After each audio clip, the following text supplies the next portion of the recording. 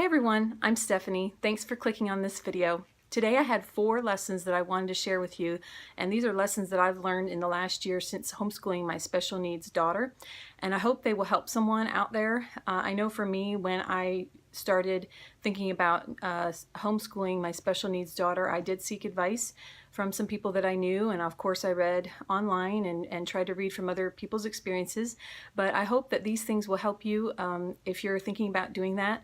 I thought I was prepared, and I was for the most part, but there were definitely a lot of things that I learned over this past year, and so I just wanted to share those 4 tips with you now. So let's get started. Okay, so the first lesson that I learned this year was to just accept where my daughter was working at as far as the academic level that she was on. So what I mean by that is I try not to push her past where she is at academically, no matter where that's at. So I forget about her age, I forget about what grade she is in or where she should be for her age. I just try to forget about all those things and just to accept where she's at the time. Now that doesn't mean that you don't want to push the child to learn and to advance and to reach goals. Of course that's really important, but for me it was just really hard sometimes not to think about, well, she should be doing this because of how old she is, or she should be doing this because of what grade she is in. I had to just forget about that, because when I would let that affect me, I would feel like a frustration that would well up in me, and what would happen is she would sense that, and then we couldn't get anything done from that point on. And so what I learned was that I just need to focus on making sure that she is happy and that I'm happy, and when we do that, she would naturally learn on her own. Now, even though she learns at a much slower pace than other children her age or other children that are in her grade, it didn't really matter. As long as she was learning and progressing and she was happy in doing so, she would just naturally learn things faster than if I would pressure her or get frustrated with her. And so I just learned that if I felt that feeling coming over me, I just had to stop what we were doing, and we would either find something else to do or go outside, or I would just literally go to a different room while she took a break and watched a little video or something like that, because it didn't help to pressure her. And so that was the biggest thing that I had to work through, especially at the beginning, because I thought I knew what she was capable of doing, but then I quickly realized that there were things that I wasn't as on point as I thought. I thought, oh, she should be able to do this, and then realized that she wasn't quite there. And so I just had to back off a little bit and just work from there. And it just, of course, it takes a lot of patience, but that was the first big lesson that I had to learn when I started teaching my special needs daughter. So the second lesson that I learned this year was I had to train myself to look for my daughter's visual contact or focus with the answer choices before I allowed her to answer. And so a lot of times the way I would present the information is I would put the answers in multiple choice format. She does have visual impairment, and of course she has a lot of problems with attention span, and so she can't handle a whole lot in front of her as far as a lot of choices. Normally I would try to bring it down to 3 or 4 choices, but before I ever let her answer, I made sure that she visually focused on each answer choice, and we pointed together at each one before picking her answer, because if I didn't do that, I sometimes, I would assume that she had looked while we were talking about it, or we were looking together, and then I would realize that she never ever focused on what the answer choices were. So even if I had to just get down in front of her and actually watch her eyes as she focused on each answer, I had to actually watch as we pointed together, and then make sure that she was focusing on each of those answer choices, and that way I knew it did register with her in her brain. And so that's just what we had to do.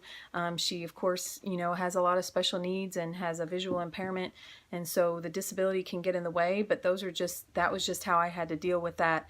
And again, it takes time, takes patience, take a little longer to do it that way, but I just felt like the quality of instruction that she got by me slowing down that way and just making sure there was visual contact with each answer. So the third lesson that I learned this year was I had to find a way to attach a concept that we were working on to something that was concrete or tangible.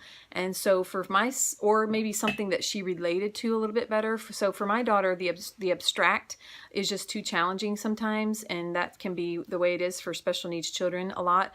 So I had to just find a way to make the concept relate to something that she was used to in her everyday life, or something that was tangible. And I do plan on illustrating some of these concepts later on this channel. I hope to maybe show some of my techniques that I use while I teach my daughter. So I do again plan to illustrate this, but another way I would do it was I could even take an inanimate object and make it come alive, so to speak, and somehow she would just relate better, and somehow she would just learn the concept a little easier, or it would help her understand what we were talking about. Almost like attaching lifelike qualities to inanimate objects. Something about that again just registered with her. So I came to learn that over time as we were working together. And so if I ever felt like there was a struggle, I would just kind of switch to that mode. And a lot of times it would make her laugh, and it would make me laugh. And for whatever reason, that would just help her relax. And then she would understand what I was talking about, and she would just relate better that way. So the fourth lesson that I learned this year while teaching my special needs daughter was I had to have her work to earn privileges or material possessions back to herself as a discipline method. Rather than just always taking away privileges or possessions from her, I had to almost sometimes anticipate that there might be a little bit of stubbornness or a little bit of a battle on something that we were trying to work on. And I would take away what meant most to her, and for her it's her material possessions, take those away, and then I would use that as motivation for her to work on whatever it is that we were doing, and so she would earn them back. Because with her, and I think it is this way with a lot of special needs children, is she didn't really care all that much if you took privileges away most of the time, and she would just move on to something else or just forget about it. She didn't really want to work that hard if you took something away. But after she had done the mistake, but it was almost like if I anticipated there was going to be a problem, I would take the items away first and then use that as motivation for her to earn them back. And so again, this is just what worked for us. This is just based on my experience this past year. Every child is different, of course. Every child has different needs.